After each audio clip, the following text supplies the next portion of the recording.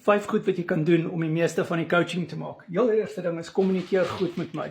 WhatsApp my, voice note my, text my. As jy 'n coaching kliënt is, praat met my. Vra. Stuur jou bordfoto deur van dit wat jy eet met elke ete. Jy gaan kommentaar van my afkry. Wat is die porsie grootte? Is die vetpersentasie goed? Is die proteïene genoeg op daardie bord? Nommer 3. As jy 'n frustrasie beleef, praat met my.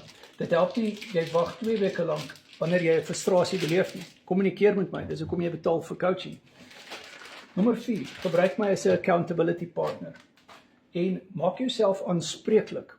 Hou jouself aanspreeklik. En wees konsekwent in jou benadering. Nommer 5. Woon die bootcamps by, veral die mindset bootcamps, waar jy met coaching vriende kan praat, jou frustrasie kan deel, en ook jou wenne kan deel. Woon die opvoedkundige bootcamps by. Al hierdie bootcamps is beskikbaar op Google Meet vir coaching vriende. En die coaching is op WhatsApp video call, jy kry ook interaksie met my, en jy kan dan al hierdie raad en wenke wat ons jou gee, toepas. My nommer is in die bio. Jy kry ook resepte.